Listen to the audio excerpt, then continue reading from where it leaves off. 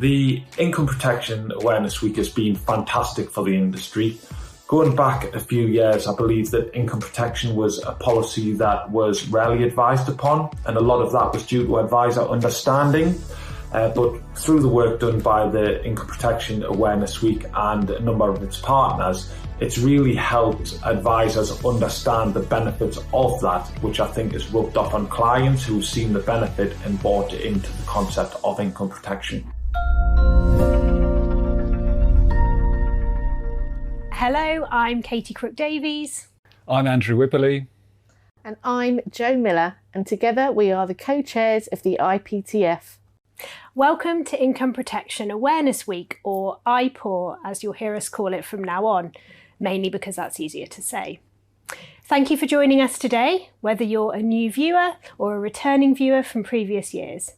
In fact, thank you for registering for the events and for tuning in, particularly if you're a mortgage advisor or indeed any type of advisor in new consumer duty land. Your support of the IPTF is really appreciated. We're committed to making sure that tuning in this week will be a good use of your time, with a balance of inspiration for new ways of working and top tips from your peers, and challenge in terms of reviewing your existing ways of working, all focused on getting the best outcomes for you as an advisor and of course for your clients. Ultimately, our aim is to ensure that more incomes are protected. So this is IPAW number 3. And this year we've tried something a little different. In previous years, you might remember that the different days across the week were aimed at different types of advisors. This year, there's something for everyone every day, as we explore the role of an advisor, looking at different aspects of the role each day. You'll need to register for each session, but in doing so, providing you tune in to watch, you'll be eligible for an hour of CPD for each session, and you'll receive your certificate automatically. So, what can you expect from each day this week? Well, today we'll take a look at how much IP is currently being sold in the UK and who's buying it. And then to start our journey through the advisor role, we'll look at how to get started. We'll hear from one of our 7 advisors, Hannah McCallop, on the challenges she has faced in getting started and the top tips she has picked up along the way. We'll then follow this by hearing from Kate Stratton, who returns to us having featured in the very first IPAW, to share her experience of generating business by visiting local companies to talk about protection.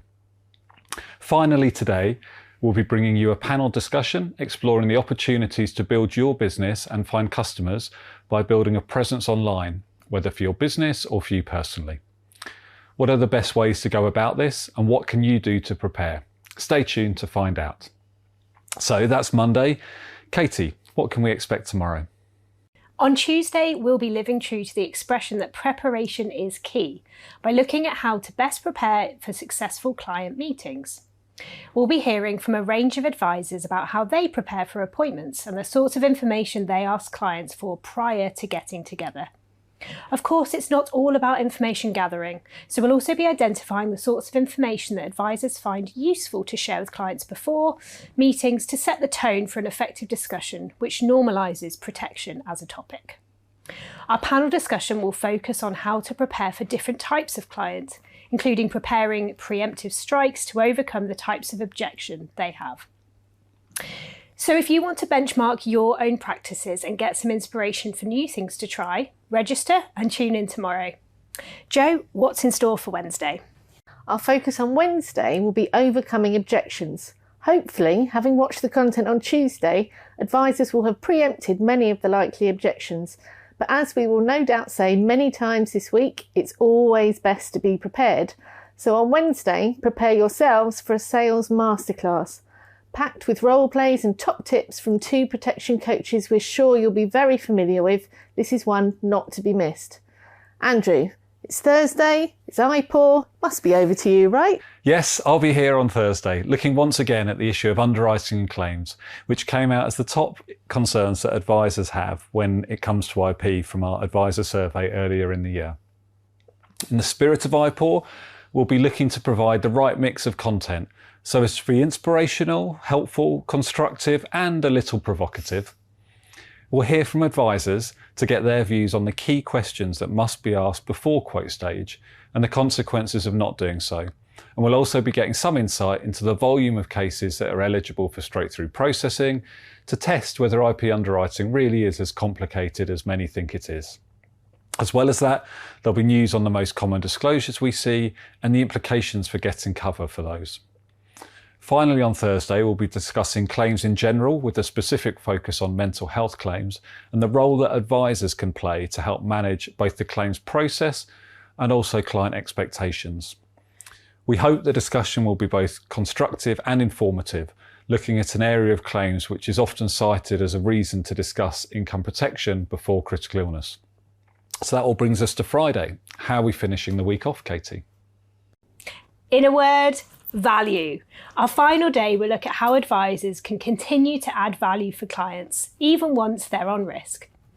Our main focus will be carrying out regular reviews, but we'll also touch on subjects including annual statements, value-added benefits, and of course, looking back at the highlights from the week and what happens next. Because of course, IPAW is not just a week, it's about effecting lasting change, which ultimately results in better conversations and more people protecting their incomes. It's not about tuning in each day and then returning to the day job to do more of the same. Each year, we receive lovely feedback from attendees about how IPAW has helped them. You saw one of those videos at the start of this session, and we're keen to share as many of these experiences as possible. So please share how IPAW has helped you by leaving a comment, or even better, a video on LinkedIn using the hashtags Let's Talk IP and IPAW 2023, and tagging IPTF. Yes, it would be great to hear how IPAW is helping people by giving them a different perspective and signposting best practice, because that's a large part of the reason that we do this. It's not the only reason though. Recently, we've started to see some encouraging momentum in the IP market, with sources such as Swiss Re's Term and Health Watch and Gen Re's Protection Pulse suggesting some positive growth in the market, particularly in comparison to life and CI products. And of course, all in the context of the current economic conditions and the cost of living crisis. Job done? Well, not quite. For too long now, income protection has been the poor relation in the protection conversation, the one left until last and often completely neglected. So this growth, wonderful as it is to see, comes from a low starting point, and there is still much work to do until we are anywhere near the level of sales we should be seeing. Outside of IPAW, our work at IPTF also focuses on removing barriers to sale for IP and encouraging growth in sectors of the market that haven't traditionally seen sufficient traction. We still see a real need for events like IPAW, and the graphic on screen explains why.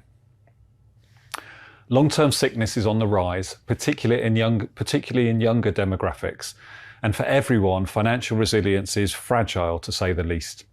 Most people would struggle to cope beyond 3 months in the event of an income shock, and that's to say nothing of the cost of living crisis and rising prices for many everyday items.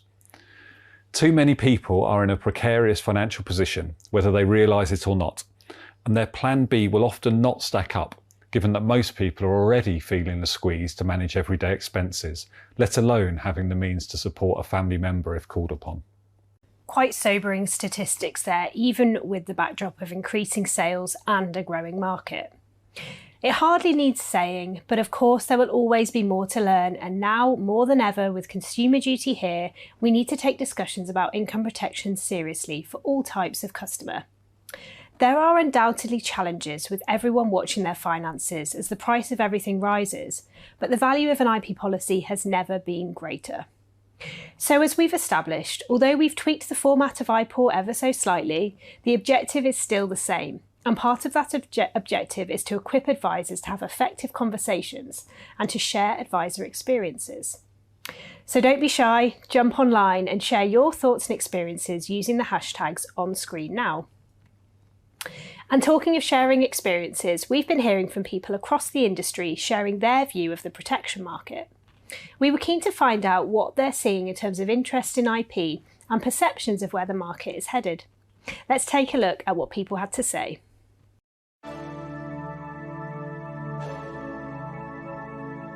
What a year 2023 is shaping up to be in the income protection world. And I think the key to making sure that it continues to form part of everyday advice is to focus on two things: risk and flexibility.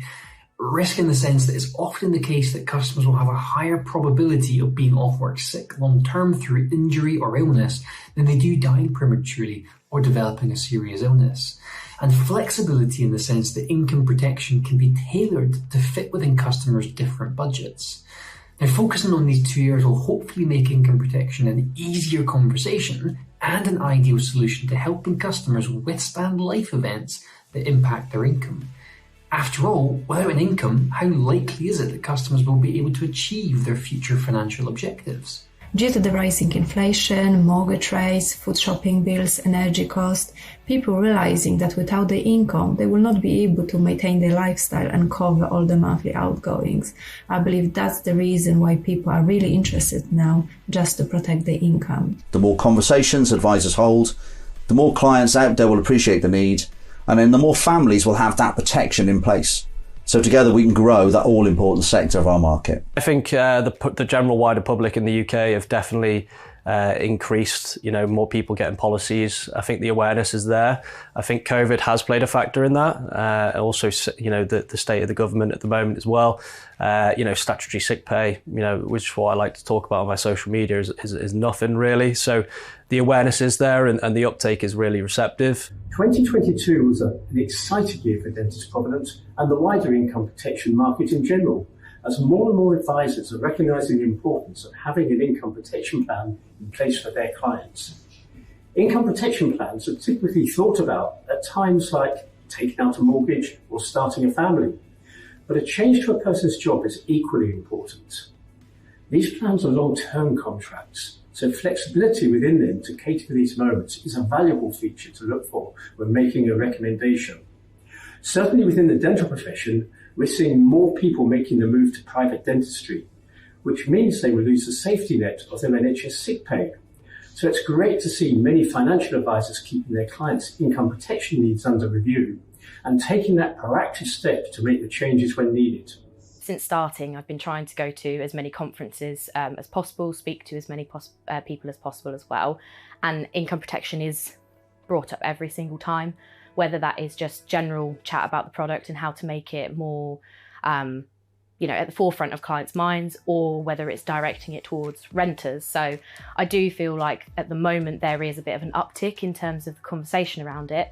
But in terms of implementation, I think that relies not just on the intermediaries, but heavily on the insurers. They're saying that they want to sell more income protection, but I feel they just need to do a little bit more in terms of reaching those that the intermediaries can't, to bring up a bit more interest and kind of hopefully write more business from it. For me, it's all executive income protection where possible, and the market is currently not particularly well served. There's only 2 insurers that do it.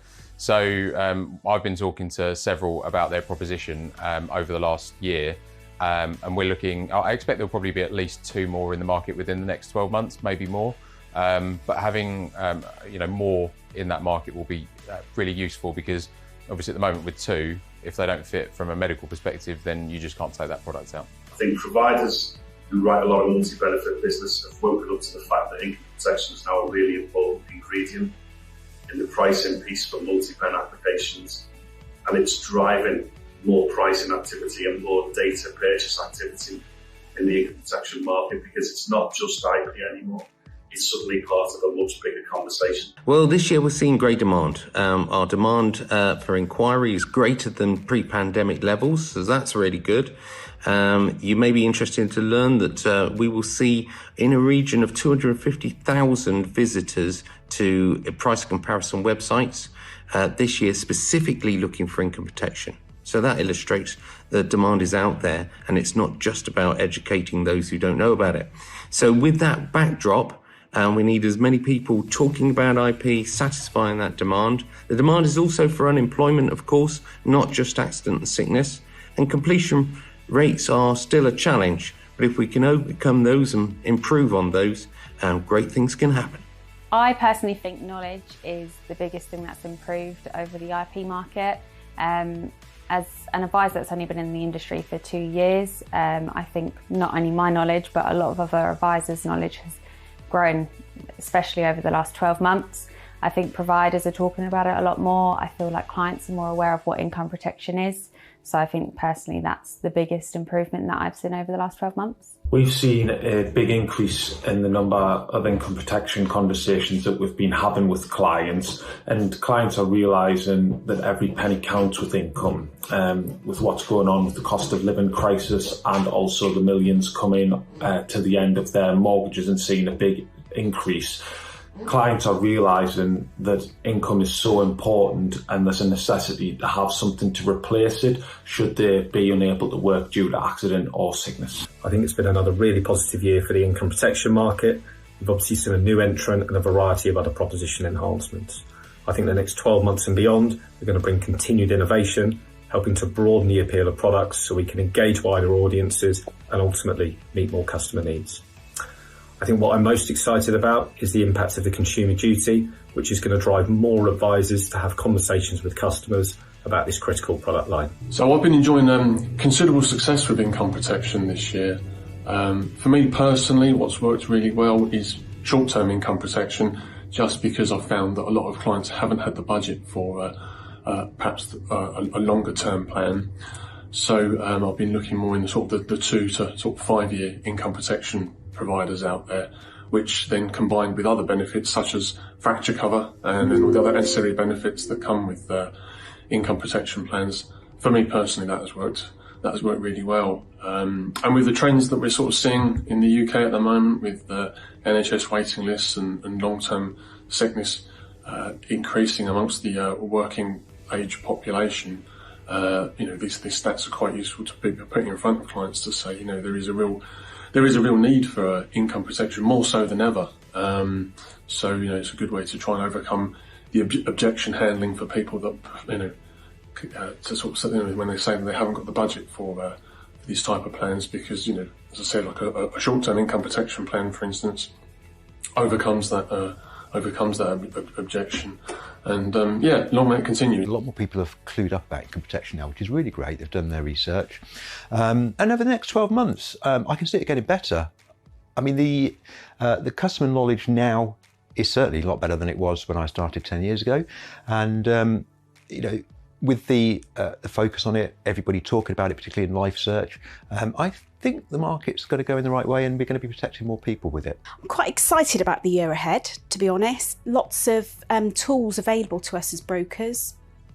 I'm particularly liking using Protection Guru Pro, because I'm comparing people's existing products and able to offer somebody the right advice. I've been advising on income protection for about 20 years now, but I have seen a huge improvement in terms of what the providers are providing, how they're getting involved, how they're developing the product, bringing more options in, which actually can add to some of the confusion. But over the last 12 months, they've definitely seen a focus on income protection, not just from the providers, but from clients themselves as well. So moving forward, it will only get better. The product will get better, and hopefully we can get more people covered. It's great to hear those messages from people all over the market. We know that to grow successfully, it's really important we're all connected and sharing our views with each other. And on that note, this year we've been running the 7 Advisors campaign, which follows a diverse group of individuals in their day-to-day work. The aim of this campaign has been to show the reality of life as an advisor across various sectors of the market and share those valuable insights that we hope will help other advisors to protect more clients. If you're new to this and want to catch up on any of the 7 Advisor content, you'll find information on the IPTF website and on our YouTube channel. But for now, let's hear from one of our 7, Hannah, on how she got started and the challenges faced in growing her client base.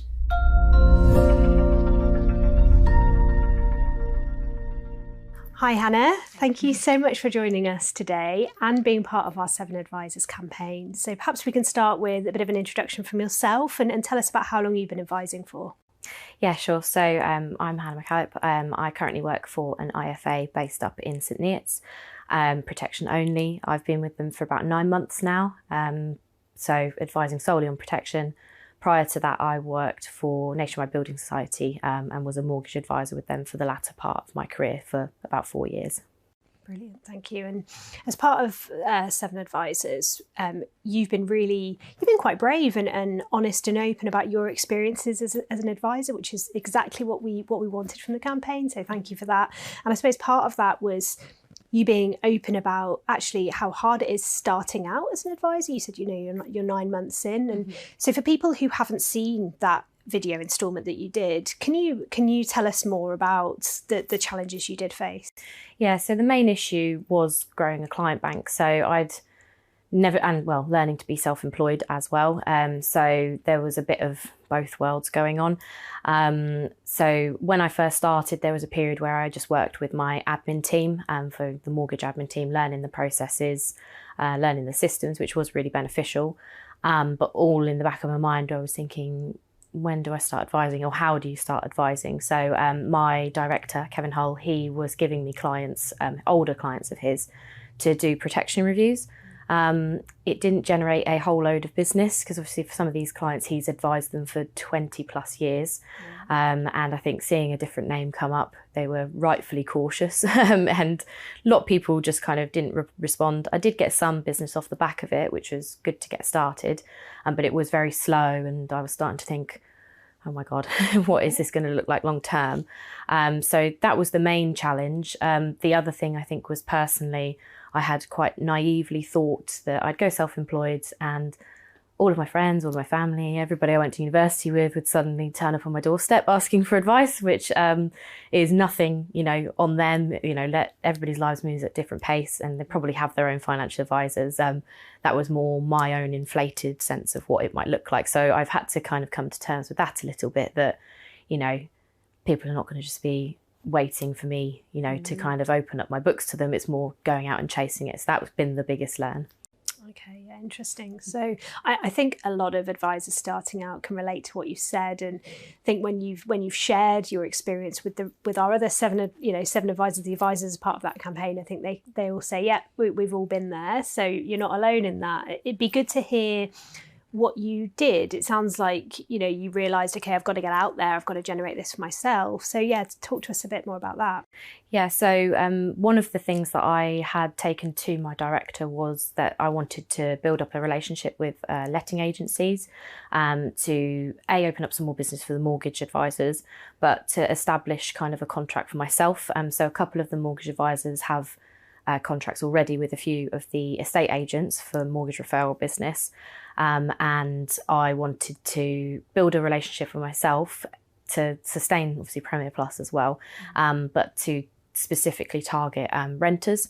So obviously with the work that I'm doing for the IPTF, it just feeds into getting the income protection message out there. And then that's a steady stream of clients for myself. And then if they then go on to get mortgages, I can then pass them over to the advisors, which is great. So that's what I've been working on. I mean, there's a lot of logistics around that, being a local business, other local businesses. It's finding out who you can approach and who's happy to be approached. So yeah, leaning a lot on Kevin for that, because he knows everybody who heads the businesses up. The other thing is my social media. So been trying to really push my posts both on LinkedIn for the other advisors, and then Instagram, Facebook for kind of the people that I know, and getting it shared and things like that. It's it does make you quite vulnerable, self-promotion, but it's essential being self-employed. Other industries, other self-employed people, they do that as well. But yeah, working with our social media team, and we've got a woman called Christina heading that up. And so I kind of share a combination of the company posts and my own posts.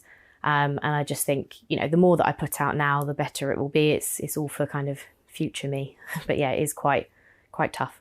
Yeah, I mean, it's daunting enough to take the self-employed leap, and then to say I've got to put myself out there in the public domain. That's scary. So hats off to you. And how's it been going since you've been building your social media presence and working with the lettings agency? Are you seeing business coming through? What's it looking like? Yeah, so I'm now working with one of the mortgage advisors.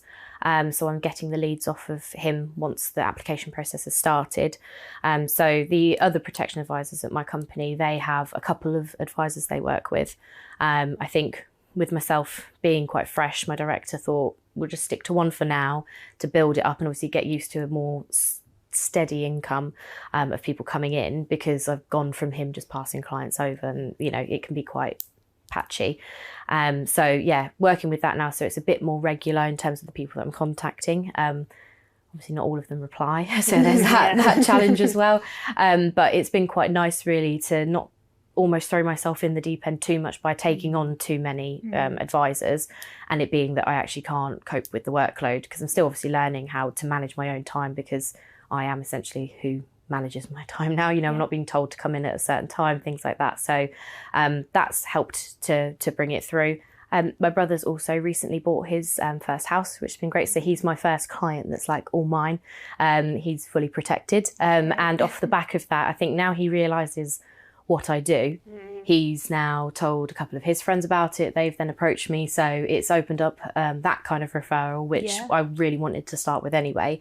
But yeah, him being my first proper client's been really nice. And I think off the back of it, it's made me more confident to talk to my friends and family about what I do, and be a bit more forward about kind of what the products are, why they should have them, and asking what they already have, because a lot of them do have things in place, but they don't really realise what they've got. Right. So yeah, now knowing that I've successfully gotten somebody through it, like my brother, and that he's happy to refer me onto them, it's given me a bit of a boost. So yeah, I am finding that I'm more confident in approaching people and talking about it, talking about it at the pub, things like that. So yeah, it has changed a little bit, just my attitude about it. That's amazing. It's really nice to hear about your development, and yeah, it certainly sounds like you're going in a good direction, which is great. So for other kind of new advisors to the industry looking to, really kind of ramp up their activity and grow their business, do you have one top tip that you would share? I would say to connect with as many people as possible. I've hit the ground quite hard in terms of like my networking, starting with Premier Plus. So I started at the beginning of October. I went to the Cover Health and Protection conference in the start of November. I thought, well, if it's there, I'm going to go utilise it. And obviously then that's how I met kind of Andrew and kicked off from here. So doing that, I think, has opened up the door for me in terms of exposing me to different areas of the world of protection. It's not just the advice, it's everything that kind of surrounds it. And by going to the conferences and meeting these people, it's built up my knowledge as an advisor to make sure that I'm giving the best advice possible, because I've got all these areas to kind of lean on. And as well, through doing the 7 advisors, I've lent on Nate quite a bit in terms of his business protection, knowledge and things like that. So that's helped massively. So yeah, connect with as many people as possible, share ideas amongst you, because you might find that you'll have an idea and somebody else at a different firm will have an idea that's quite similar, and you can kind of collaboratively work from there. So definitely, yeah, speaking to as many people as possible. That's an excellent tip. All right, well, thank you so much for joining us today. Yeah, thank you. And if you haven't already caught up with all the 7 Advisors content and seen Hannah's videos, you can do so on the IPTF website, or you can check out our YouTube and also follow us on LinkedIn for updated content as well.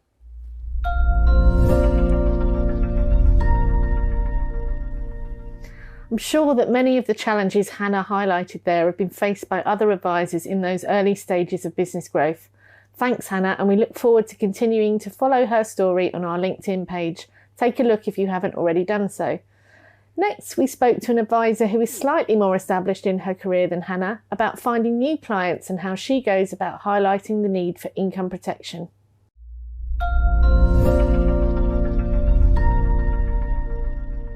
So hi Kate, and thanks for joining us again today. For any of our viewers that weren't watching in 2021, perhaps you can introduce yourself and tell us a little bit about your career as an advisor. So I'm Kate, I'm from Home Mortgage Solutions. I set the company up about 5 years ago. Before that I was a mortgage advisor working in estate agents, but I set the company up to try and help clients when they were looking for their first houses and upsize. So we've got a couple of estate agents that refer to us. So our types of clients tend to be more residential business. And that's our favourite part of it. We do have some buy-to-lets, but we generally tend to do more residential business for clients. Fantastic. And it sounds like you've grown a bit since you set up. Yes, so there's a team of 4 advisors and an admin assistant, which is challenging in in its entirety because we have to look after and train the new starters. We've only took 2 on recently, so a lot of our time is spent training those at the moment, but we want them to understand the importance of income protection and life and critical illness cover when they're helping their clients move onwards. Excellent. Okay, so today we're thinking particularly about getting started and as an advisor, and I wondered if you could share any particular challenges that you faced getting started. The biggest challenge, I think, when I first started was getting leads. I think that was the scariest part of setting up a company as such, because you just don't know where it's going to come from next. So the biggest challenge was that. I think one of the things that I did, I could have done differently, was I took on an estate agent, which was our introducer, and they had 5 offices, which I was covering, which was wonderful. But I dedicated all my time to that one estate agent and didn't really look elsewhere. So if anything changed or we didn't have them anymore, then we only had the one. So I would probably say the biggest challenge was getting leads. And also when you start a business or become a mortgage advisor, you now have to do everything on social media. So one of the other biggest challenges is doing videos and trying to get your presence known online. And it's hard to explain, yes, you're a mortgage advisor, but you don't just look at mortgage, you look at protection as well. So I think sometimes that's a big challenge to overcome, to explain that it's not just all about the mortgage, it's making sure you can keep the roof over your head as well. Yeah, so building your brand. Yeah, exactly. So yeah, that was one of our challenges. So with the benefit of hindsight and experience that you have now, what advice would you give to other advisors that are facing similar and other challenges getting themselves established and setting up a business? Don't rely on one source of leads. Like I said earlier, just try and expand a little bit. Don't be a one-trick pony, if that's the saying. So try to expand a little bit and have more than one set of introducers. Look to expand your business online, have a good website, be present on social media.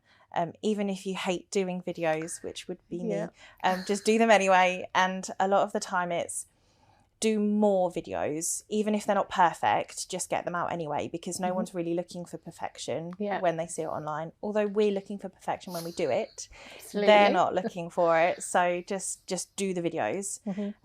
And one of the other things that I suppose with hindsight I've looked back on is to just go for it. Don't overthink it.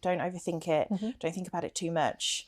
And with clients, especially when you're trying to upsell, don't take their first initial no for an answer, and don't just be scared of the answer, or don't not talk about things because you're too scared. So just go for it and dig a bit deeper with them. So a little bit of moving out of your comfort zone. Yeah, definitely. You'll never progress at all if you don't move out of your comfort zone. So yeah, that's what I would probably say. I'm sure that the good news here is that once you start trying things and get yourself established, the clients start arriving and referrals start coming in, business picks up. But I wonder if you could tell us a little bit more about the Lunch and Learn sessions that you have run, how they work and what's the thinking behind them. Yes, so we've started doing Lunch and Learns with companies. So a Lunch and Learn is where we go in and we spend their lunch breaks with their staff. So it could be any company, it doesn't have to be related to mortgages or protection or estate agency. So we just create a connection with a company and we'll go in on their lunch breaks. Sometimes some of the companies want us to do it in their working hours, so that they kind of get a break from doing their day-to-day job. And then we'll go in and we'll just educate them. So mortgages, protection, insurances, you don't get taught that at school. You get taught algebra, which you're probably not going to use. Whereas everybody, or the majority of people, try to aspire to buy a house, and majority of people have a job, have an income, and have a family that they need to look after. But you're not taught about how to buy a house, or what the process is, or what to do to build up your credit score, or how to protect your family if you become poorly. You're not taught any of that. So I kind of felt like it was our job as the advisors to go and teach people a little bit more about that kind of thing, so that they know what to expect when they get there. So we just go in, we educate the staff. Hopefully they really love us and they want us to help them with their mortgage in the future, or their insurances. But it's more of an educational piece, really. Yeah, absolutely. And I guess at the moment, with cost of living crisis, everyone is thinking about their finances. So what sort of reaction are you getting? So they love it. A lot of companies do really enjoy it. Sometimes it's difficult to get to the right person in the company to try and explain what you want to do. Yeah. And the fact that it's not going to cost them anything. We are genuinely going to try and help their staff. So that's probably one of the difficulties with it. But we ran a few lunch and learns, and off the back of that, because we talked about shared ownership and the first home schemes, we had a lot of apprentices from a recruitment company contact us off the back of that and said, we'd like to discuss our options individually so that we can see what we can do. So that was really good. And we've also had a couple of companies where their staff benefits haven't been wonderful. Yeah. So they're just getting statutory sick pay. Right. So a few of them have contacted us about income protection as well, specifically, which is Fantastic. really good. So yeah. Yeah, it strikes me as one of those things where you plant the seed and then maybe the leads follow sometime later. Yeah, and then they'll talk about it to their friends and their family and things like that. So it kind of snowballs, which is good. So I guess most crucially, what results have you seen as a result of these sessions that you've run? So as a company, it's built up our presence within the local area, because a lot of the companies that we've been to have been from our clients. They've worked at those companies. So that's been really good for us. But more so, we feel like a lot of people have learned a lot more. So we had apprentices that have contacted us about shared ownership. We had someone whose mortgage was due for renewal, and they'd always just stayed with the same lender and product transferred. But the issue with that was that obviously now with the interest rates being fun, staying with their same lender they were a bit scared to do, because they didn't know whether they were getting the right deal or not. So they contacted us to try and help. We had someone who'd never remortgaged before and didn't actually know what the term meant. So they wanted to book an appointment with us to go through it in a bit more detail. But the good thing with that is once you get the client in front of you and you have an actual appointment with them, you can review so much more than just their mortgage. You can look at the protection. That specific client had done her mortgage through her bank and they hadn't mentioned life critical or income protection. So they knew nothing about it. So when we talked about it in a bit more detail, that had progressed and turned into more than just a mortgage. It's a really worthwhile exercise then, by the sounds of things. Definitely. It's nice to get out and about as well, to be fair. Yeah, absolutely. Absolutely. If somebody is watching this and feels inspired now to go out and try something along the lines that you've described, what would your advice be to them? Where should they start? Okay, so the best thing that I found is to talk to all your clients. So most of your clients have a job and most of them work for a company, and most of those companies will have more than one person working for them. So we just kind of contacted a lot of our customers who genuinely loved us, explained what we were wanting to do. And because we'd looked after them so well and they were really happy with us, they recommended that we speak to this person or this person in the company. And that just meant that I got the right contact to talk to. So if you are wanting to create more of a connection with other businesses, I'd probably suggest starting with your customers because they love you. You've also got clients who are company directors. I'm sure there are some clients in the database who are company directors. So you could speak to them and say, this is what we're looking to do for your staff. Would this be okay? So that's probably where I'd start. LinkedIn is a great place for it as well, because you'll have a lot of people that you're connected to on LinkedIn that you've probably never spoken to. So you could just drop them a message, explain what you're looking to do, maybe have a proposal drawn up as a PDF so you can email them directly or give them a call. That sort of thing is what I'd recommend. Okay, Kate. Well, thanks for joining us today and for sharing your experience. No worries. Thanks for having me.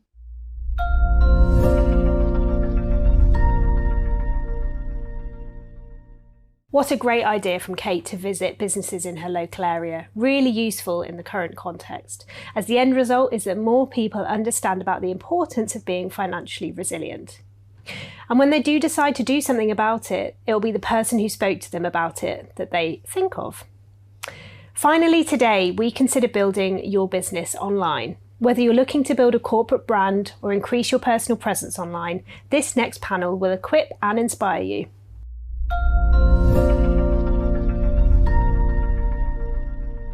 I'm joined today by Ash Borland, who runs Ash Borland Consulting and who many of you will not need introducing to, as you will have seen him regularly on LinkedIn discussing all things mortgages and social media, including all matters podcast related.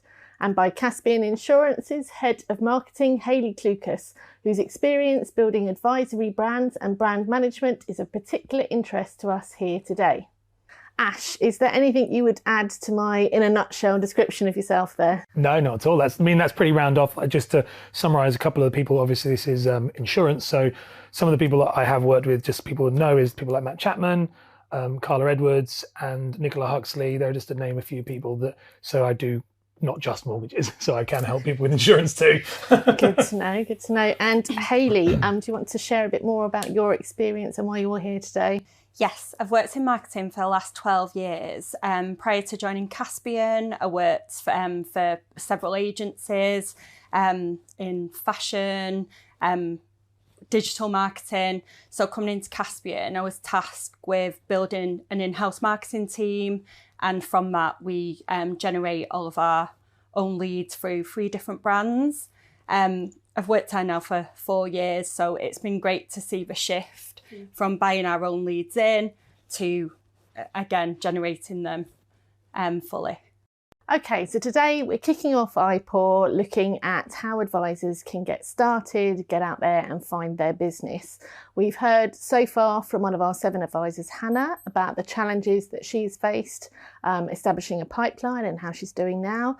We've also heard from another advisor, Kate, about how she works with an introducer and how she's going out into local firms to run lunch and learn sessions to raise her profile. But I think what we really need to talk about, and is the obvious thing for us to talk about today, is establishing a presence online. It feels like it's a necessity nowadays. I guess the first question for advisors watching us today is, do they set themselves up as a personal brand or a corporate brand when they're looking at online opportunities? And Hayley, I think, can we come to you first with your experience of setting up a corporate brand? Yes, of course. For me, with a corporate brand, you have a lot more, I feel you have a lot more creativity to be able to deliver that within the brand, your core values. If you look at what branding's about, it's about making, connecting with your customer, making them feel good about their choice in brand, but also connecting with their emotions as well. And I just feel creatively you can do so much more with a corporate brand. It will allow you to do that. And Ash, would you concur, or would you make the case for being a personal brand? Probably the complete other, which is really exciting actually to be on the panel, because I think it's going to be really lovely to have the 2 sides of it. So my speciality is building personal brands. That's literally all I do every single day. So for me, I'm a big believer of personal brand. However, I would say that it depends on the individual, depends on the company, depends on the advisor. If you're a one-man band advisor, or you're a local figure that you want to be generating leads and being known as that individual who only does insurance and they're the go-to person, personal brand is the easiest way to do that. However, if you're a firm that has multiple advisors, then personal brand on a CEO kind of director level, yes, that's a good idea to build your brand, but you do need corporate branding as well with that. And I think the mistake I think many people make is that the corporate branding and the personal branding should still just be personal. It's exactly the stuff you were saying then about this idea of having a connection to the whole thing is about connection. You could be a personal or a corporate brand. Doesn't make a difference if you're not actually connecting with the individual. And I think those words are thrown around too much. But actually it's just about connection, and you can do that personal or corporate, in my opinion. I agree with that. And also, a corporate brand, like being a personal brand, you have so much more accountability as well. With a corporate brand, you still have that, but it's not, you're not selling, like having to sell yourself. That I would find challenging. I wouldn't be able to do that. But if you can do it, it definitely has its benefits. And there are customers out there who prefer that personal approach, that personal service. You know, they don't want to go with a corporate brand. You know, they do want that. And we see that with the influencer market now. People really buy into people. And that's what I mean. I'm not, my experience is in corporate branding, and this is why I agree. No, I think it's exciting, because I think it's important to have a conversation being here with you is really cool for me because it's this idea of there are two sides to things. And I think having that discussion I think it's all about whichever's right for you. Yeah. I think there's too much on the internet about this is the right way, this is the wrong way. And I think that's completely wrong. I think people watching this, listening to this need to understand it's like, which one do you think? If you are somebody who can naturally get in front of a camera, you feel confident, then do it. But it's not easy for everybody. And if you're somebody who has a large budget and you can spend money on ads, and then there's other ways. And I think that you do need to decide what's right for your company. Yeah. I think there's no right or wrong way. So we're starting now to move into my area of my next question, which is about reach. And I guess that's the advantage, right, of being online is how many people you can reach. But I'm wondering a little bit about the process. Do you need to think about who you're reaching before you put anything online? Or is it the other way around? You put out your content and then see who responds and not dictate, who you want to reach? Ash, what are your thoughts? Again, so it'd be interesting to see either side with me and Hayley because it'll be different, or it might not be. Without knowing who you're talking, especially from a personal brand perspective, because that's all I can talk to from this is from a personal brand perspective. If you don't know who you're talking to, you're like jumping on a ship and have no idea where you're going. It's going to waste a lot of time and a lot of effort and a lot of money because of setup and money you could be losing in regards to potential business. So that is a big mistake people make. And the big mistake they make with that is thinking everyone is my client. Yeah. It's not. If you're talking about, let's take IP, that could be broken down into multiple different facets of like, is it IP for a single person, IP for a family? Is it IP for mental health? Is it IP for like, potential other illnesses? That individual has a different motive. And I think the more granular you can get with that at the beginning, the easier you will win, like in my opinion, and from my experience with clients for sure. Yeah. And Hayley, would you agree? Yeah, I agree with that. I don't make a decision unless it's backed by data. Before we launch a campaign, the first thing we'll do is who's our target audience. The way, if you're a small business or if you're just starting up, have a look at who your customers are. Who do you want your customers to be? What are you trying to sell to them?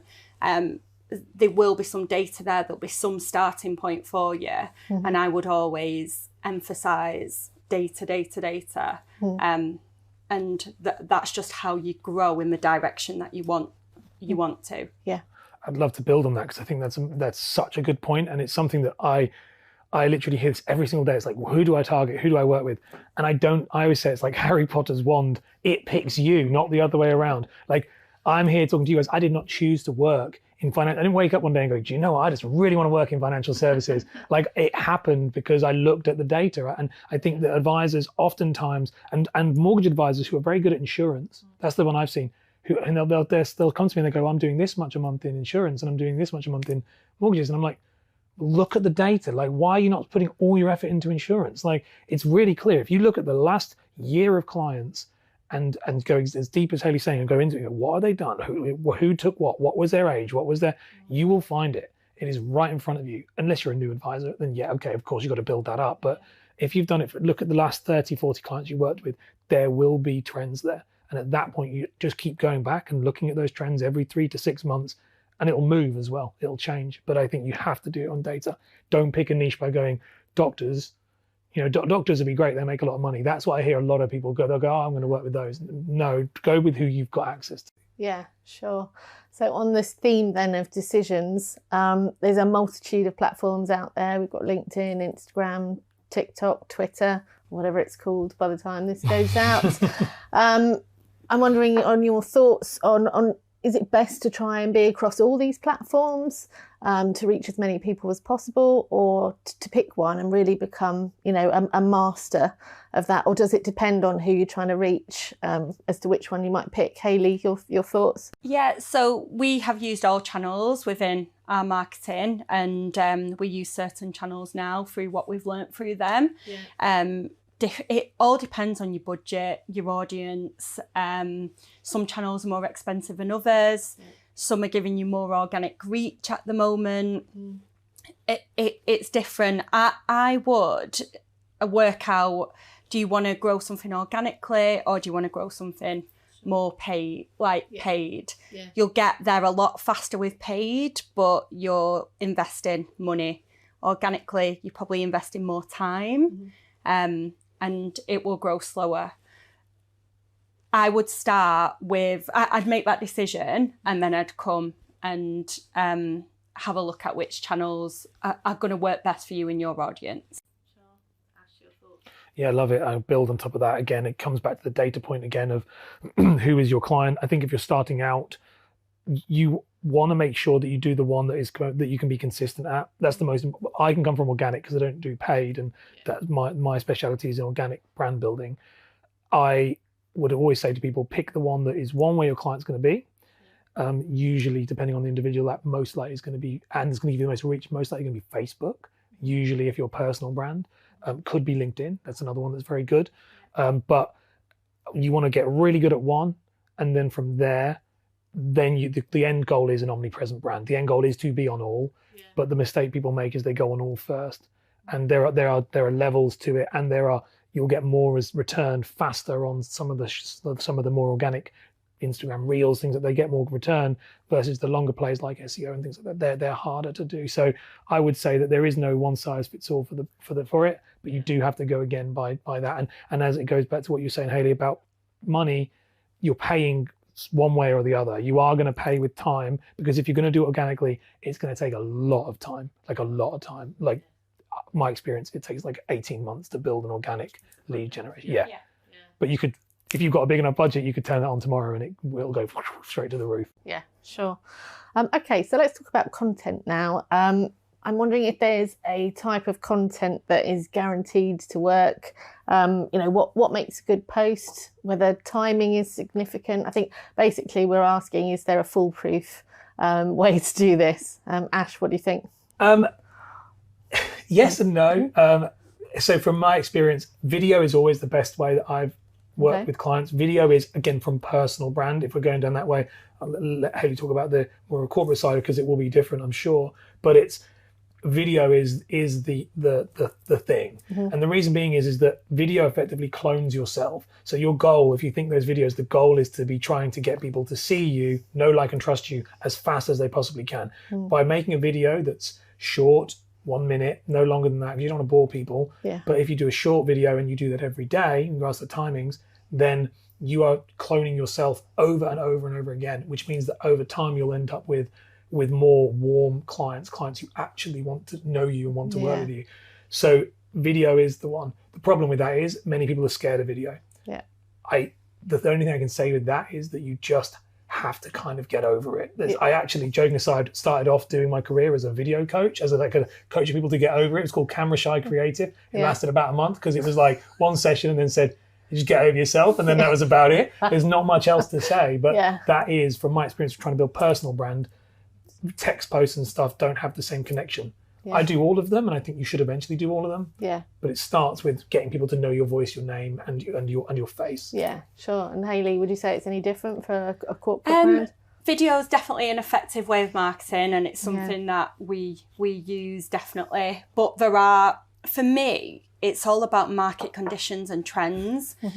From a paid advertising point of view, there's been so many changes in digital marketing. It's been a roller coaster.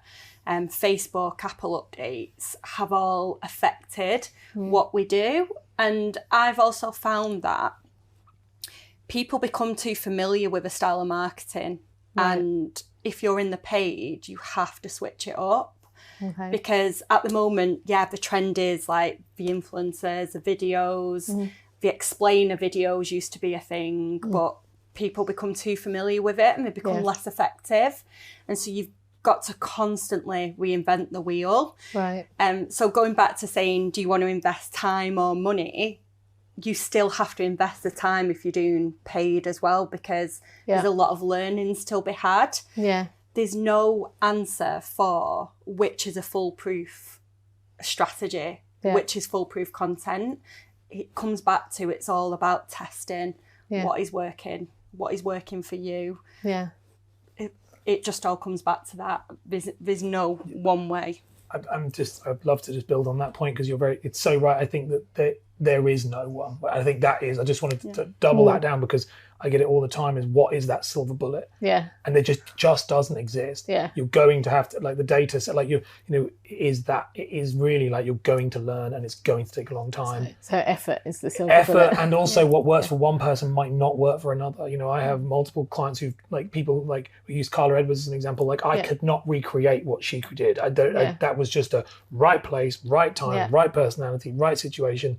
Yeah. We've tried and it hasn't happened. Yeah. You don't know what's going to happen. So it's quite hard to think, I can do that. You probably can't.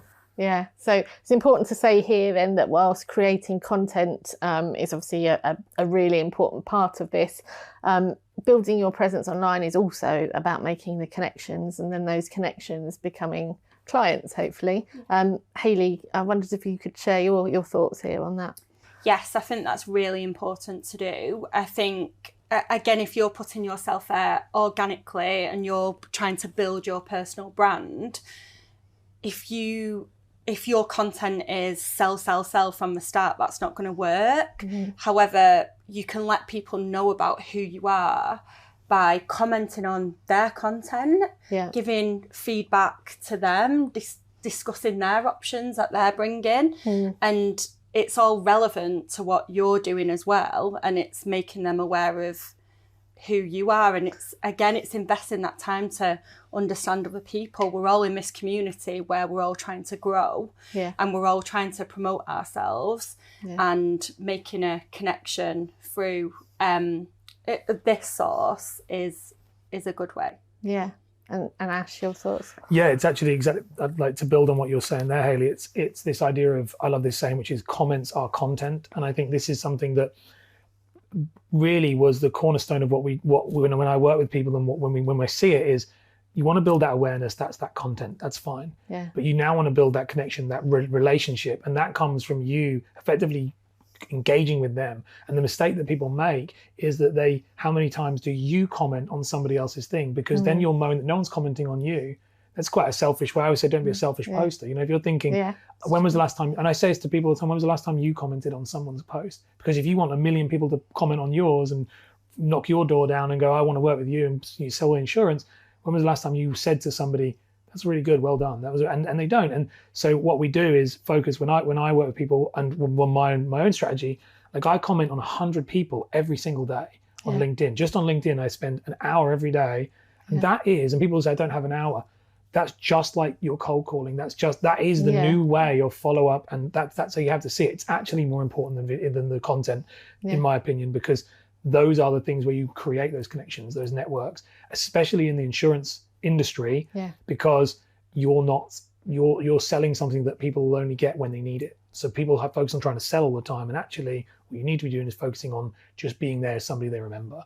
And you do that by every time you say leave a comment on them, they're going to go, oh, that makes them feel great, as great as you would feel if someone left it on yours. So I think sometimes we have to put that hat on and go, how would the other person feel? Yes, sure. Comment. Can I just touch on that as well? With, like, organic, you'll know this, you can have 100,000 followers. However, the algorithm limits how many of your followers see your content. Right. So this is why comments is so important to get. I would rather have 1,000 customers but have a highly engaged followers, but have a highly engaged audience, people that comment on my post, people that interact with me, because that is going to get you far more eyeballs on what you're saying than just generating followers. The comments and the engagement is like the bread and butter of what you want to be going after. Absolutely, that's what opens it up. It is one of those things. LinkedIn is a great example of this, which is LinkedIn works on this kind of stepped algorithm, meaning that if you post something and nobody comments on it, it actually lowers your reach each time on the next post, the next post, the next post. But actually, by doing that 100 comments a day, I get more people, and it's more people see it. And so you do have to work that into this idea of, if you comment on 100 people and then 3 people come back and comment back to you, it's exactly what Hayley's saying. It opens you up to more people. The comments are, and it's not about, as you say, like comments for comments' sake, but it is, you want to try and create this audience of people who will feel that reciprocity. Yeah, I'll come back and comment on you, and it'll share to more and more people. It's so important and yet so overlooked, and so often in the personal branding space seen as a waste of time. And it's really not a waste of time. It's probably you could probably build a business, no joke, actually for lead generation by just commenting and not actually posting. If you did that enough, you probably could. It's that important. Yeah. Okay, so having set themselves up, decided what they're trying to achieve, who they're trying to reach, what sort of posts they want to do, I'm wondering what advisors watching this should expect, what's realistic for them to see. And I think we've alluded to this in terms of, is this the long game? How long should they expect to wait before they start seeing results, really? So, Hayley, what are your thoughts?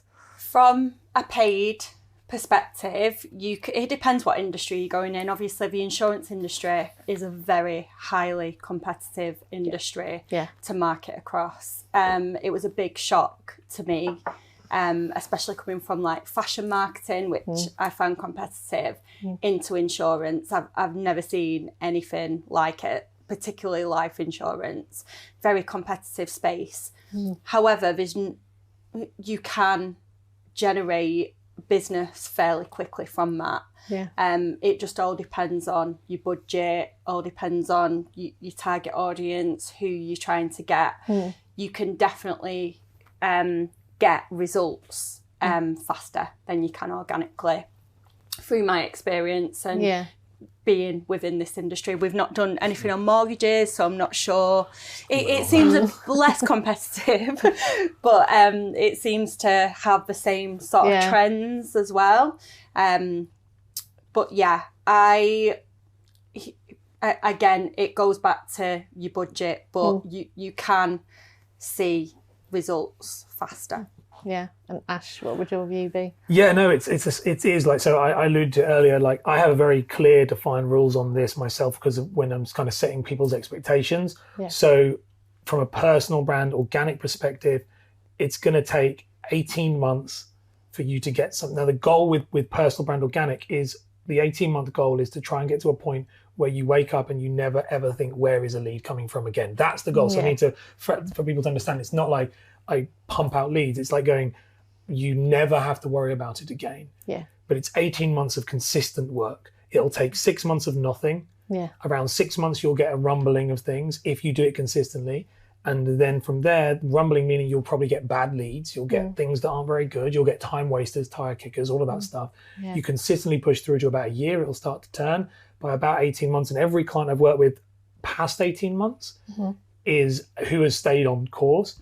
Is at that point where they just open their diary and it's full, and then their team are full, and it is that kind of predictable, but it does require a lot of work, and that's a lot of time to give with nothing happening. So oftentimes when I say to people with organic, you need to, like, I won't work with people who haven't got an already existing business. Like if you're like looking to try and go, this is the way I'm going to generate all my leads this way, you'll be out of business before it starts to bear fruit.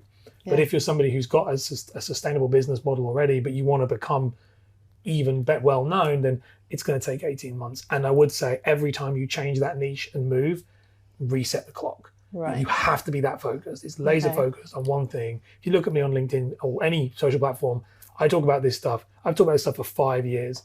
Nothing personal, just 5 years straight. It takes a long time. Well, it's good. A lot. Good to say no one's going to want to do it anymore. But to not be paying for leads 18 months in, that's where the bonus is. To not be worrying where they're coming from. And then being more profitable within that time. Well, if you look at, like I say, and there's lots of examples, but to the examples with the insurance industry, for mine is like Matt Chapman and Carla Edwards are the two they've been doing it for a long time now. Carla's been doing it about 3 years. They're an example of anyone can reach their version of that, but they've all done it longer than anybody else. And that's the type of thing. There's a lot of people at the bottom who have failed, so to speak. For every success story, there's 10 who didn't. Sure. Okay, so it's pretty clear from our chat today that building your presence online represents a massive opportunity for advisors. I wondered if we could touch on any other opportunities that you both think are worth exploring in this area. podcasts and the like. Ash, what would your thoughts be? Yeah, so one opportunity, I'll just do kind of one, but my thing is, again, if it's a podcasting is kind of the thing that I'm very pushing at the moment. I'm very excited about that. Yeah. Now, the podcasting is very interesting in the way that you approach it for an advisor, and it's the same for mortgage advisors, insurance advisors, anybody, is actually, instead of doing a podcast about insurance, do a podcast, become your local celebrity. This is what we're doing at the moment, meaning if you work in, say, I'm from Cambridge, I live in Cambridge. If I think about, okay, a 20-mile radius of Cambridge, if I interview every local business owner in that, like local business owner, local like celebrity, so to speak, so the mayor, you interview people and become very well known. It's what I would call as a Trojan horse strategy, meaning that you get to sit down with these people of influence in your local space for an hour. They love to talk about themselves. You've got us here doing this. It's the same thing. So they'll talk about themselves, at which point then they will feel like they know you, like you, trust you. And as an insurance advisor, your job is to try and be the person that they think of when they need it. Not to try and make them think they need it, but to try and be like, oh, I need insurance. I'm only going to go to that person. So podcasting, but in this not connected, and by the way, the reason we say it is because from a compliance point of view, it's nothing to do with your business. You're setting your personal brand up as you, but then they go, yeah, you're the person that also does more insurance. They'll remember you because that's how they know you. And if you're doing the content organically as well, they're going to check you out on social media. Those two things work really well. And we're having insane results with that because it's probably a very small amount of time before that gets saturated because you can only have one in a local area. So it won't take long, maybe a year or two, and that'll go. But that's kind of the secret sauce at the moment. And some people are doing like daily interviews. You know, if you're not very busy, they're interviewing as many people as they can because it's more about collecting them. The more people you get, the more people know you, the more people will spread. Excellent. And Hayley, what would your advice be? I agree with what you said. I think it's a great idea to be doing that and reaching out to your local community and raising your profile in that way. I think that's a great idea. Well, it just remains for me to thank you both for being here. It's been a really interesting discussion as part of day one of IPAW about getting started, and I think advisors watching will hopefully have picked up lots of advice and tips. And it probably goes without saying that if people want to find either of you, they can find you online. Yeah, pretty easy. Excellent. Okay, well, thank you both for being here. Thank you. It's been great. So just a quick reminder that you can add more CPD to your books this week than the 5 hours you'll get by watching all of the IPAW sessions by registering for Legal and General's lunchtime webinars running at 1:30 every day this week and covering topics such as understanding income protection, demonstrating income protection, overcoming barriers to IP, safeguarding the self-employed and bringing IP to life. You can find out more on LinkedIn and by subscribing to the IPTF newsletter on the new IPTF website.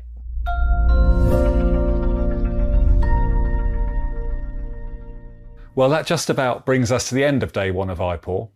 We hope that the content has inspired you to try something new and most importantly that you reach new clients to share the importance of income protection. Tune in tomorrow to hear all about what you can do to best prepare for client meetings to ensure delivery of successful protection outcomes. See you there!